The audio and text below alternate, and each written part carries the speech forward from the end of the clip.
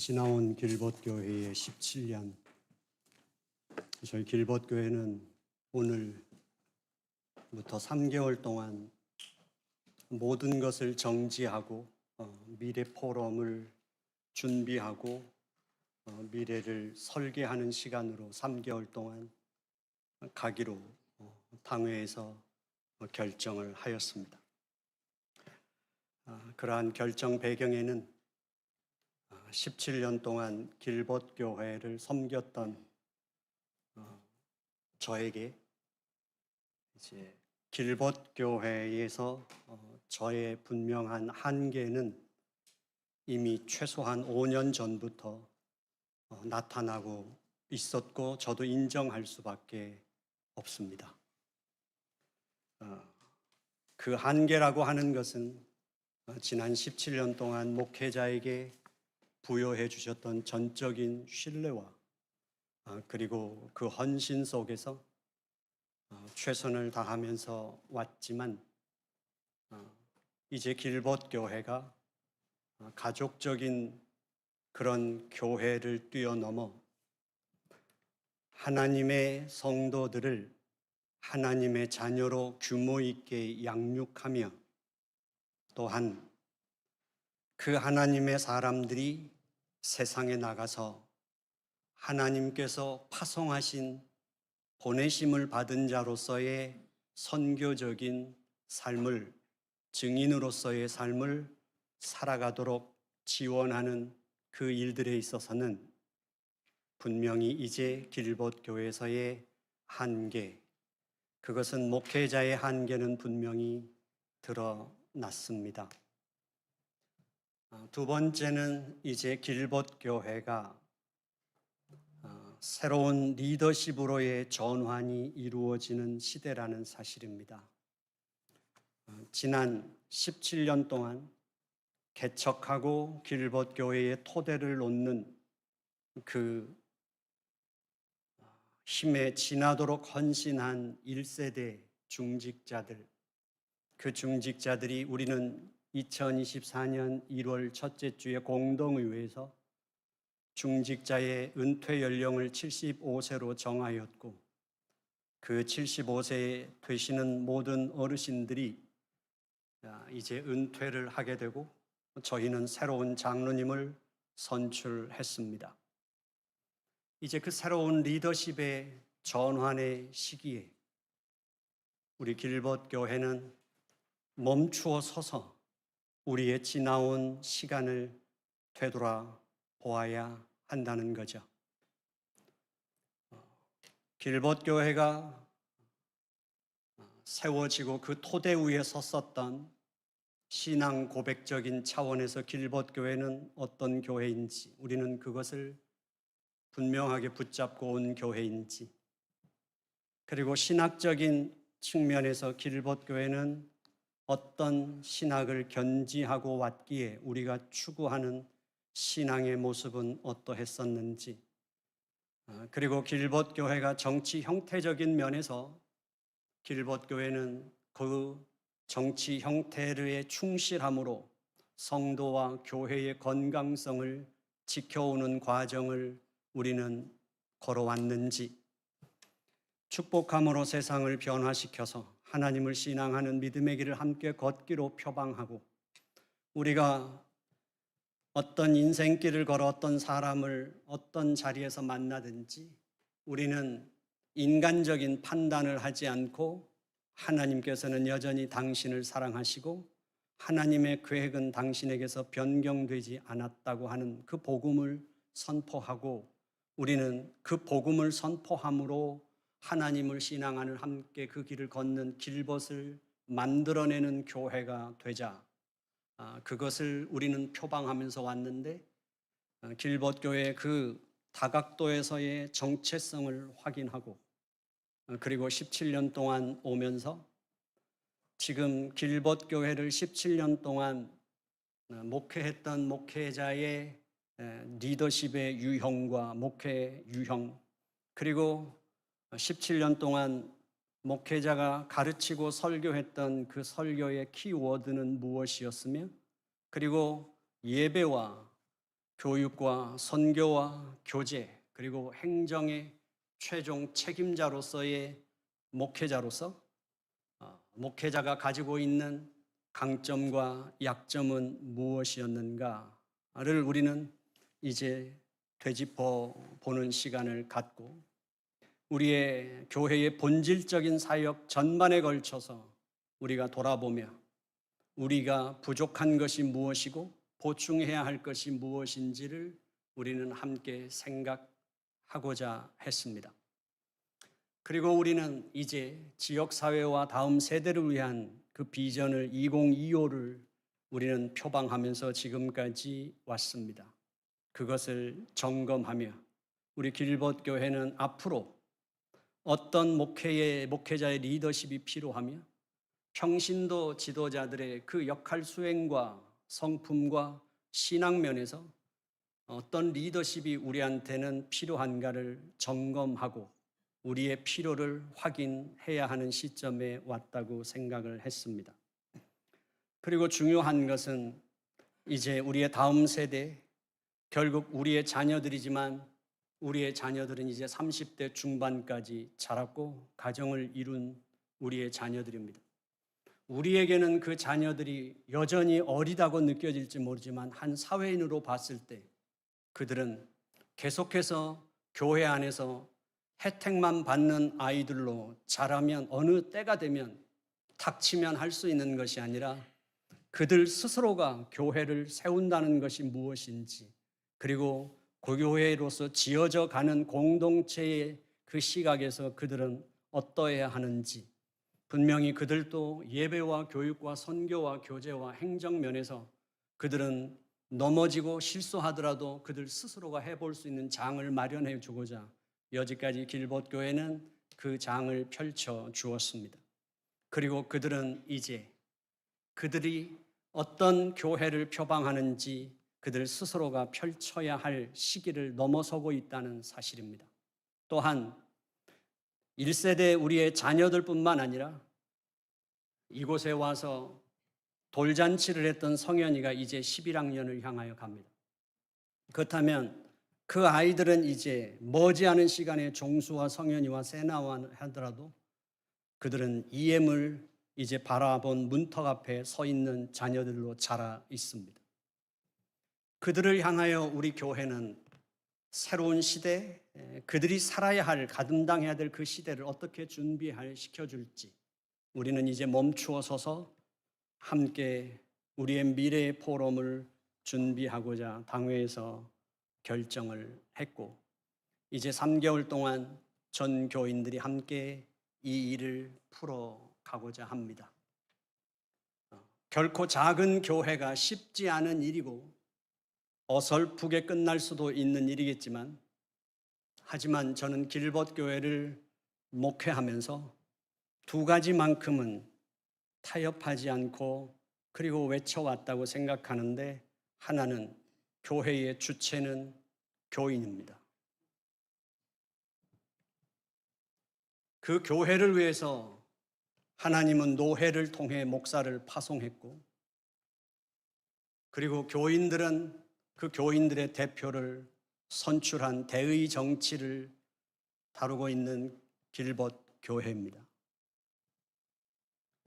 목회자도 교회는 목회자의 목회를 지원하는 곳이 아니라 교인들을 섬기도록 보내심을 받은 자입니다. 그리고 교인들의 대표는 그들에게 직임을 맡긴 자도 의탁한 자들도 교회이고 그 직임을 해임할 수 있는 것도 교회입니다. 목회자가 장로를 준다 안 준다 말할 수 있는 건 불법이고 하나님 앞에 방자한 모습이라고 생각을 했습니다. 그렇다면 지금까지 제가 표방했던 것은 당회를 하든 재직회를 하든 어떤 중직자들이 결정을 해야 하는 모임이 있을 때는 반드시 그 전에 교인들을 만나고 와야 한다는 사실입니다. 당회가 결정했으니까 따르라. 재직회가 결정했으니까, 안수 집사님들이 결정했으니까 따르라가 아니라 분명한 대의 정치는 대통령 선거든 국회의원 선거를 할 때 국회의원들이 모든 사람들은 길거리에서 사는 사람들이라 하더라도 병실에 숨만 쉬고 누워있는 사람이라 하더라도 동일하게 한 표를 갖고 있는 국민입니다. 그들은 그 국민들을 향하여 자신이 어떻게 섬길 건가를 말하기도 했지만 그 밑바닥 민심을 향하여 잠을 제대로 못 자면서 그들은 민심을 듣습니다. 바로 교회의 중직자들은 목회자가 장로님을 만나거나 안수집사님 만나거나 권사님을 만날 때는 바로 교인들의 의견과 그 삶을 안고 있기 때문입니다. 지금 교인들은 무엇을 고통스러워하고 있는가? 그들의 삶의 무게는 어떤 것을 지고 있는가? 그리고 그들을 위하여 교회는 어떤 생명의 양식과 신앙을 공급해 줘야 하는가를 그 삶의 곁에서 보고 판단하고 목회자에게 말씀을 요구하며 목회자에게 신방을 요구하고 목회자에게 교육을 거기에 맞도록 요구하는 자리가 교회의 중직자라는 사실이죠. 저는 그 부분만큼은 길벗교회가 지난 17년 동안 지켜오려고 노력한 교회라고 생각합니다. 그리고 길벗교회를 목회하면서 교회에서 중요하고 큰 행사를 할 때마다 외부 강사나 외부 사람들에 의해서 전문적인 사람들을 초청해서 하지 않으려고 노력했고, 전교인 수련회를 하든 어떤 것을 하든 길벗교회 자체적으로 전교인이 하는 것을 표방해 왔습니다. 왜냐하면 어설퍼도 부족해도 그것이 공동체가 되어가는 과정에 필수적이라고 생각했기 때문입니다. 좋은 프로그램, 좋은 강사를 통해서 세미나를 반복한다고 해서 이 정지된 예배를 여러 번 긴 시간을 반복한다 해도 우리는 공동체가 되기에는 한계가 있다는 사실을 뼈저리게 느끼는 게 한국교회의 모습이기 때문입니다. 길벗교회는 그렇게 17년이라는 시간을 왔고, 그리고 하나님께서 교회에 은총을 허락해 주셔서 지난 17년 동안 내부적으로 큰 갈등 없이 무난하게 하나님의 은혜 가운데 자라온 교회라고 확신합니다.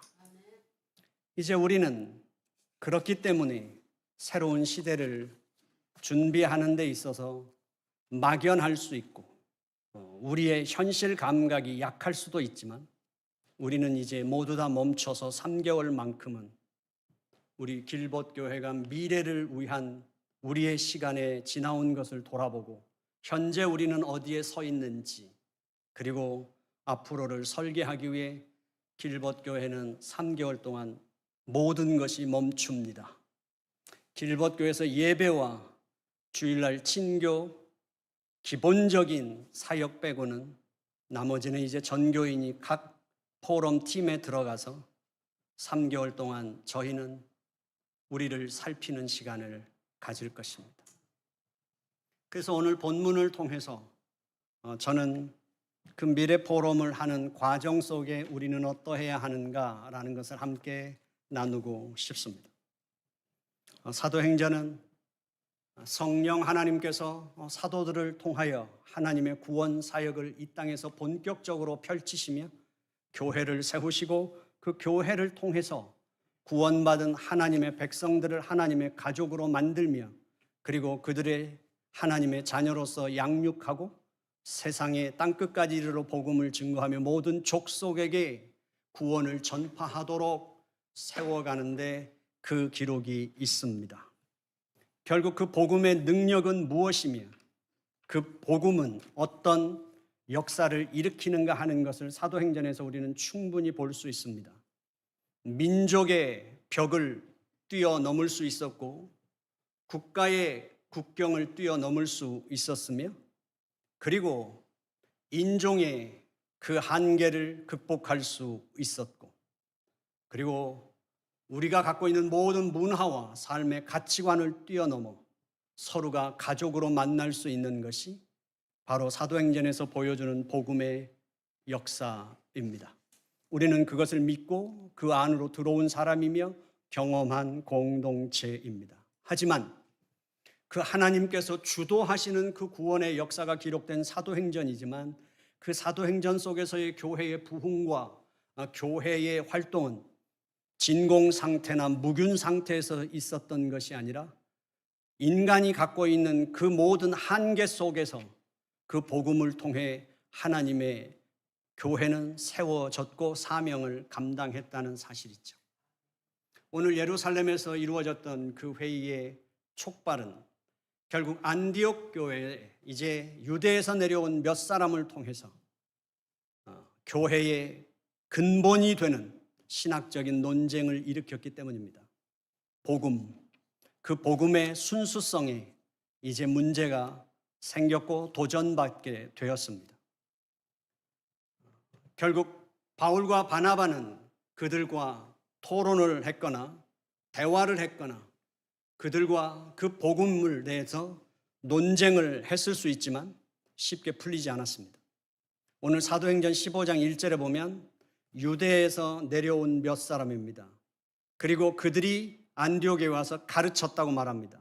지금 누가가 말하고 싶은 것은 어떤 거냐면 지금 유대로부터 내려왔다는 것이 그 사람들의 어떤 의식을 갖고 있느냐 하는 것을 말하고 싶은 겁니다. 우리는 서울에서 부산을 내려간다고 말하고 부산에서 서울로 올라간다고 말합니다. 그것은 지형적인 입장에서 서울이 지형적으로 훨씬 높고 부산이 훨씬 낮기 때문에 내려간다, 올라간다고 표현한 게 아니라 서울이 대한민국의 수도이기 때문입니다. 유대의 몇 사람이 내려왔다라고 표현하는 것은 그들은 선민의식과 유대교로 말미암아 그들은 자신들이 훨씬 더 우월하다고 생각했습니다.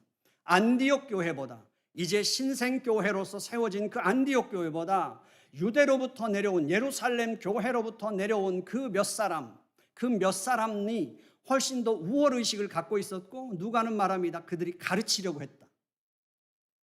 그 가르치려고 했다는 것도 결국은 그들이 갖고 있어서 너희들은 이방교회이고 너희들은 우리한테 배워야 하고 너희들은 부족한 게 많아.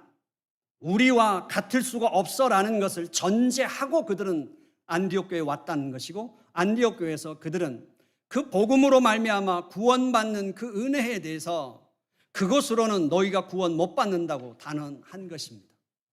결국 그것으로 말미암아 아무리 갈등을 풀어보려고 대화를 하고 토론을 해도 결국은 안디옥 교회 내부의 갈등은 훨씬 더 강력하게 번지기 시작했고 결국 안디옥 교회의 결정은 예루살렘으로 그것을 안건을 가지고 올라가서 교회의 지도자들에게 맡기기로 한 것입니다. 그리고 그 지도자들이 모여서 그것을 받았고 이제 회의를 시작했습니다.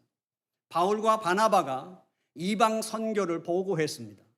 그런데 거기 모였던 교회의 지도자들은 귀에 들어오지 않았습니다.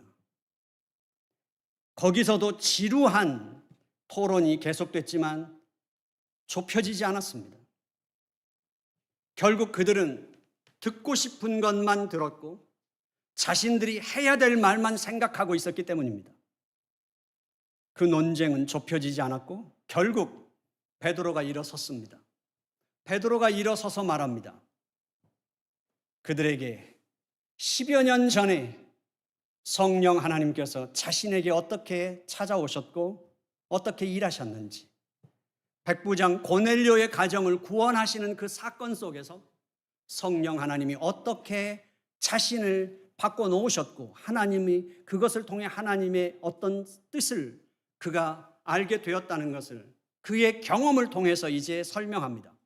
그래서 유대인의 구원이나 이방인의 구원에서 같은 성령님의 그 구원의 역사로 말미암아 구원에는 유대인의 구원과 이방인의 구원이 다를 수 없고 유대인의 그 구원의 기준을 너희들이 갖고 있는 그 기준을 이방인에게 행사할 수 없다고 요구하게 되는 것이죠. 그러면서 베드로는 실제적으로 그들의 모습을 고백하게 되죠. 우리 유대인들의 조상들은 그 하나님의 율법을 직접 받은 우리의 조상들이 아니냐. 그리고 우리의 조상들뿐만 아니라 우리들도 그 율법을 다 충족시킬 수 없었지 않았느냐. 우리도 충족시킬 수 없어서 우리도 예수 그리스도의 그 십자가의 죽으심과 부활로 말미암아 구원받지 않았느냐. 성령 하나님께서 유대인들을 그렇게 구원하신 것처럼 이방인들도 같이 구원했다. 너희들이 유대인들에게 율법과 할례를 요구한다면 그것은 하나님을 시험하는 것이다. 하나님과 다투는 것이라고 말합니다. 그리고 결국 이제 야고보 장로가 일어서서 베드로의 이야기를 이어갑니다. 베드로가 10여 년 전의 이야기를 끌고 와서 자기가 체험한 것을 말했을 때 야고보는 베드로를 붙잡고 들어옵니다. 베드로를. 왜 그랬을까요? 초대교회에서 가장 신뢰할 수 있는, 그 기독교에서 신뢰할 수 있는 지도자가 베드로였기 때문입니다. 그리고 이제 야고보 장로는 어디까지 올라갑니까? 아모스 선지자 때까지 올라갑니다. 그래서 이 모든 것은 우리의 조상들 가운데서 하나님이 이미 계획하신 일이었고 때가 되어 하나님이 그것을 실행하신 것이다.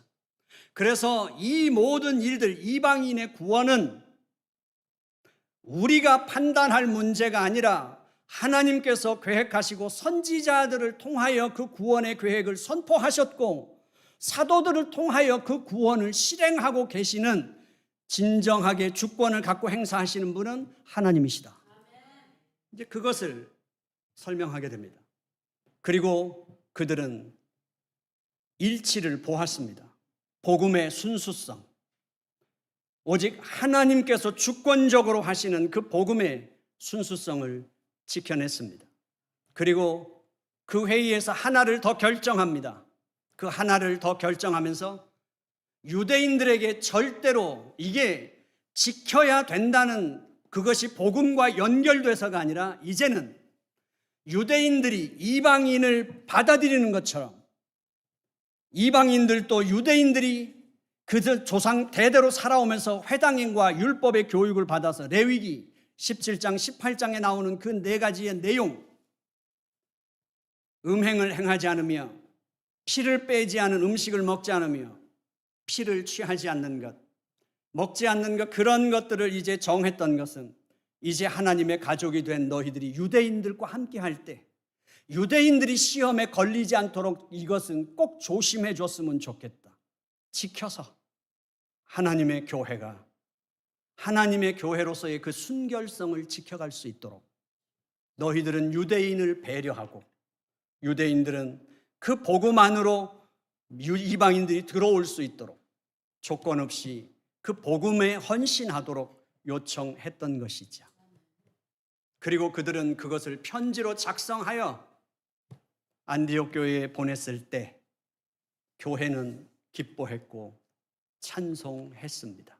그리고 그것은 교회의 지도자들이 결정한 교회가 지켜야 할 이제 기준으로 권위를 갖기 시작했던 거죠.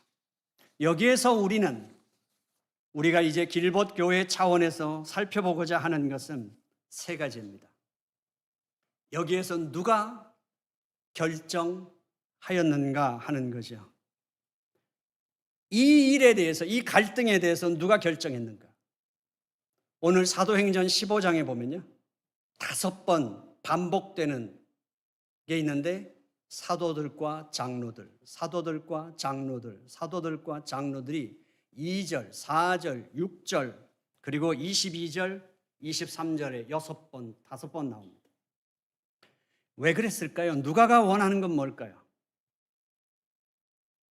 지금 이제 초대교회는 리더십이 이동하고 있다는 것입니다.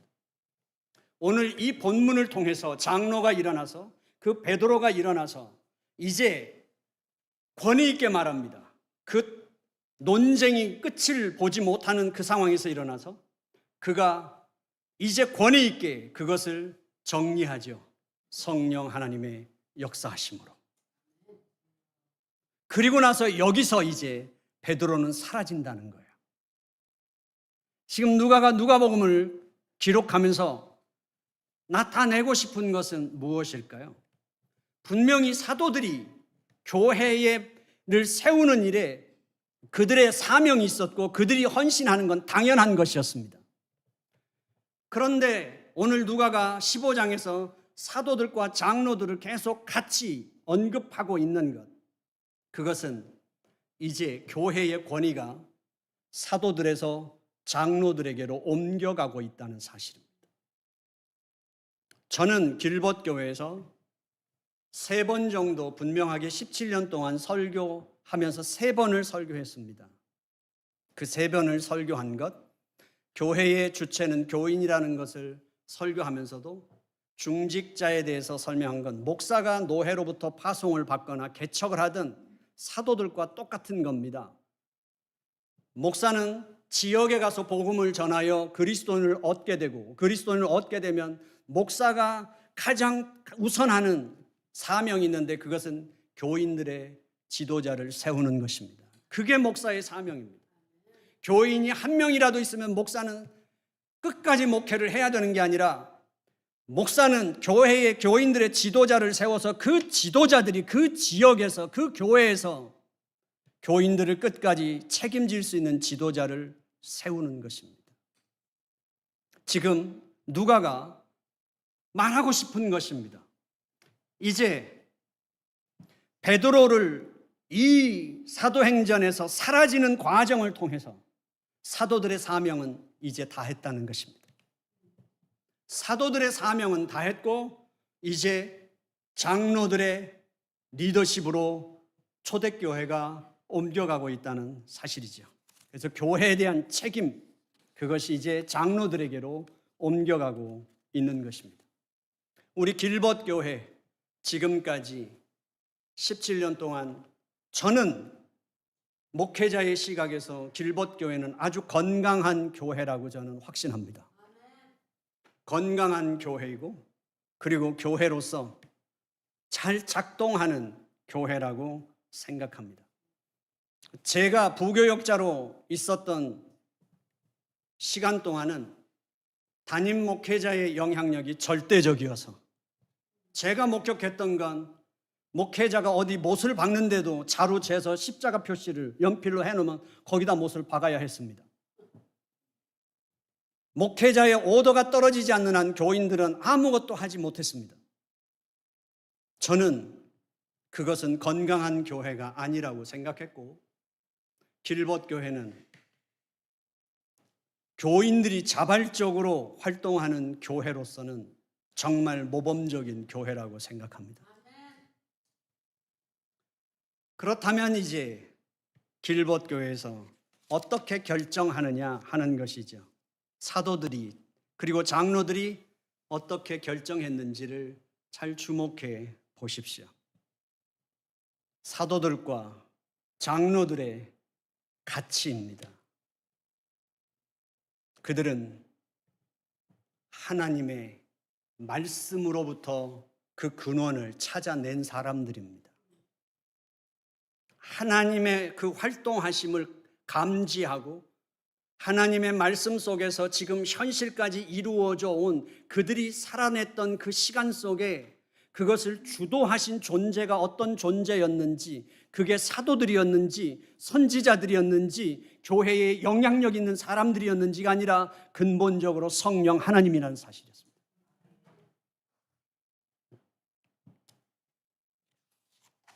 그것을 통해서 율법과 할례 문제를 순수한 복음을 해치지 못하도록, 복음을 오염시키지 못하도록 막아낼 수 있었다는 사실이죠. 그래서 예루살렘 회의에서 그들이 했던 건 그것입니다. 이방인을 위한 하나님의 계획을 이야기할 때 하나님을 대신해서 말할 권세를 가진 자가 누구였었는지, 선지자요 사도였을 뿐이지 실제적으로 그걸 실행하신 그분은 하나님이시며 그분의 그 권세가 이 땅에서 활동하고 있다는 사실을 전했던 것입니다. 결국 베드로를 통해서 야고보를 통해서 그들은 하나님에까지 도달할 수 있었습니다. 예루살렘 교회는 만약에 어설프게 이 문제가, 이 갈등이 논쟁으로 빠졌거나 어설프게 만약에 봉합이 됐다면 교회는 유대인 성향의 교회와 이방인 성향의 교회로 갈라졌을 것입니다. 역사 속에 상상조차 할 수 없는 불행의 순간이 왔을 수도 있습니다. 또 하나는 복음의 순수성이 이제 파괴되고 그 복음이 오염됐을 수 있다는 사실이죠. 유대인들이 받아들일 수 있는 복음, 이방인들이 받아들일 수 있는 복음으로 그 복음은 오염됐을 거라는 사실입니다. 결국 그 교회의 지도자들의 결정을 통해 교회는 복음의 순수성과 교회의 순결을 지켜낼 수 있었습니다. 그 복음의 순수성과 교회의 순결을 지킬 수 있는 최종 권위는 오직 하나님의 말씀뿐이라는 사실을 교회가 그것을 배웠고 받아들였습니다. 우리 길벗 교회가 목회자가 있고 부교역자들이 있고 이제 장로님이 있고 권사님, 안수집사님들이 있다는 사실은 바로 무슨 일을 할 때마다 도네이션 많이 하시고 밥 사주시고 교회 일 열심히 와서 몸으로 봉사하는 걸 이제는 뛰어넘으셔야만 합니다. 그것을 훨씬 뛰어넘어 이 시대를 통찰할 수 있어야 하고 이 시대에 대한 복음의 기독교의 답을 내놓을 수 있을 정도가 되어야 하며 길벗교회 성도들의 삶의 현장 속에서의 기독교적인 답을 제시하고 그것을 따르도록 요구할 수 있어야만 하며 그들에게 그것을 따를 때 겪을 수 있는 삶에서의 손해와 지불해야 될 값도 예상할 수 있어야 하고 그리고 그것을 보상받을 만큼 확신 있는 길로 인도할 수 있어야만 한다는 사실입니다. 그래서 이제 그들의 그 결정으로 말미암아 부수적인 결정까지 따라오게 되고 유대인과 이방인이 주님의 교회가 되고 함께 한자리에서 한 아버지 하나님을 한 예수 그리스도 주님의 이름으로 한 성령에 따라서 한 세례를 받을 수 있었고 한 교회를 이룰 수 있었습니다. 사도 바울이 말한 것처럼 예수 그리스도의 몸된 교회로 우리는 모두가 다 지체로 한 몸을 이룰 수 있는 그 길을 교회는 찾았고 함께 했습니다. 우리 길벗교회 이제는 우리가 맞부닥뜨리고 있는 이 현실 속에서 미래 포럼에 대한 커리큘럼에서 앞부분과 맨 뒷부분은 빠져 있습니다. 교회의 본질적인 사역과 다음 세대 그리고 지역 사회에 대한 사역으로만 팀을 나누었습니다. 그 팀을 나누는 건 본질적인 사역을 우리가 진지하게 성찰할 수 있다면 그곳에서 가장 영향력을 끼쳤던 목회자와 교회의 지도자들은 당연하게 그 지도자들의 리더십의 유형도 나올 것이며 그 리더십의 강점과 약점도 당연하게 설명될 것이기 때문입니다. 1차적으로 우리는 본질적인 사역과 비전 2025를 통해 지역사회와 다음 세대를 향해서 달려온 길벗교회에 우리의 현재의 자리를 확인하는 일이 1차적입니다. 그래서 3개월 동안 길벗교회는 멈출 것이고 이제 전 교인은 어느 팀인가는 들어가셔야만 합니다. 팀장만 세워놨고 그 팀장님들의 역량을 발휘하셔야만 합니다. 그것은 어쩔 수 없습니다. 그렇게 안 하면 능력이 안 세워지기 때문입니다. 제가 목회를 하면서 길벗교회에 새로운 분이 오시면 저는 그분이 할 수 있는 모든 기회를 다 줍니다. 교인들이 오해하더라도. 2가지입니다. 아무 사역도 안 하고 기다리라고만 하면 첫 번째, 평가자가 됩니다. 두 번째, 그분이 갖고 있는 신앙적인 깊이와 역량을 확인할 길이 없습니다. 차 마시면서 마주 앉아서 밥 먹으면서 얘기하면 멋있지 않은 그리스도인은 아무도 없습니다. 다 멋있고 다 신앙 좋아 보이지만 현실 속에서 다 드러나 봐야 할 시간을 주는 건 제가 목회를 하면서 저의 방식이었습니다. 이번에도 단기 선교를 가면서 제가 교회 지원은 일불도 하지 않겠다고 했습니다. 그리고 제가 하연태 전사님한테 이야기한 건 그것입니다. 프로그램만 짜고 지원해달라는 건 지도자의 역량을 키울 수 없다. 그 선교에 대한 목적을 교인들에게 설명하고 교인들에게 헌신을 불러일으킬 만큼 그것에 대한 정당성과 가치를 설명하고 그리고 그들과 공유하고 그 과정을 배우지 않으면 지도자로 가는데 큰 허점이 생깁니다. 부교역자를 30년을 해도 담임 목회를 1년 한 그 기간과 가치를 쳐주지 않습니다. 왜요? 오롯이 내가 홀로 결정하고 그 결정을 판단받고 그 결정이 실행되는 과정 속에서의 모든 것들을 풀어나가야 하는 그 무게를 짊어지지 않아 보고는 우리는 잘할 수 없습니다. 한 생명을 책임진다는 것, 교회를 섬긴다는 것, 여러분들이 교회 생활하면서 겪으면서 이러면 되고 저러면 되고 여러분들의 의견 이상이 필요합니다. 교인들은 충분히 말씀하십시오. 교인들은 그럴 권리가 있습니다. 내 아프면 아프다고 말씀하십시오. 힘들면 힘들다고 말씀하시고 필요한 것이 있으면 필요한 것을 말씀하십시오. 그리고 교회에 정당하게 요구하십시오. 교회의 지도자들은 그것을 어떤 모양으로든 감당해야 하도록 보내심을 받은 자들이기 때문입니다. 이제 여러분들이 부탁드리고 싶은 건 어딘가는 들어가 주십시오. 그리고 팀을 운영하실 때 대충 할 만한 사람한테 떠맡기지도 말고 도망가지도 마십시오. 3개월 동안 정말 공부 열심히 하십시오. 여러분들은 늘 말하지 않습니까? 왼수 같은 인생하고도 평생을 한 방에서 살았는데 일주일에 한 번씩 만나는 교인들하고 무슨 왼수보다 더하다고 얼굴 안 보고 피해 다니면서 신앙생활을 잘하겠다고 생각하십니까?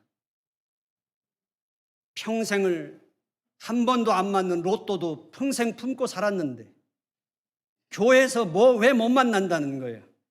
도망가지 마시고 변명하지 마시고 어딘가는 들어가 주십시오. 그리고 부탁드리고 싶은 건 언어를 사용하실 때 공적인 언어를 사용하십시오. 사람의 이름, 어떤 사건을 말하지 마십시오. 공적인 언어를 사용한다는 건 두 번째, 행정적인 언어로 바꾸십시오. 나는 마음에 들어 안 들어, 나는 싫어 좋아 이런 거 표현하지 마시고요. 사람 이름 어떤 사건을 구체적으로 다루지 마시고 행정적인 언어를 사용하십시오. 배우셔야만 합니다. 교회를 다니시면서 반드시 배우셔야 합니다. 왜냐하면 의사가 공부하는 것 이상으로 여러분들도 교회 안에서 다 생명이 다루어지는 곳입니다. 내 말 한마디, 내 행동 하나에서 사람들의 상처가 마음의 상처를 입고 영혼의 상처를 입는 일입니다. 그렇다면 우리는 우리의 언어를 반드시 훈련하셔야 하고 배워야 하고 교회에서 사용할 수 있는 언어, 생명을 담보할 수 있는 언어는 행정적인 언어와 목양적인 언어를, 신앙적인 언어를 두 개는 반드시 배우셔야만 합니다. 마주 앉아서 함께 할 때 아무리 사적인 자리라 하더라도 그 언어를 구사하는 법을 배우시고 실천해 주십시오. 그래서 이 과정을 통해서 우리에게 힘든 과정이지만 다각도로 길벗교회가 성장하는 시간이 될 것입니다. 그래서 팀장님들은 이 메릴랜드 지역에서 자기가 맡은 그 분야에 전문성이 있고 멘토링을 받을 수 있는 사람, 목회자가 있거나 신학자가 있거나 평신도들이 있다면 누구를 찾아가서라도 공부하십시오. 그리고 길벗교회 미래를 위하여 길을 찾아주십시오. 그래서 3개월 동안 길벗교회는 이제 금요일 날은 2주마다 한 번씩 하는 기도 모임 빼고 토요일 날 새벽 기도도 멈춥니다. 왜냐하면 일주일에 한 번은 반드시 그 미래 포럼 팀이든 어떤 사역팀이든 공적으로 모이십시오. 모이시고 예배를 반드시 드리십시오. 드리실 때는 자기가 그 준비하는 포럼의 분야에 맞는 말씀을 찾으시고 그 말씀을 나누시고 그 분야의 포럼에 맞는 기도로 시작 때에 기도 필요한 기도, 중간에 필요한 기도, 끝날 때 필요한 기도를 만들으셔서 기도하시면서 그걸 준비하십시오. 어려운 일이겠지만 꼭 그렇게 해주셔서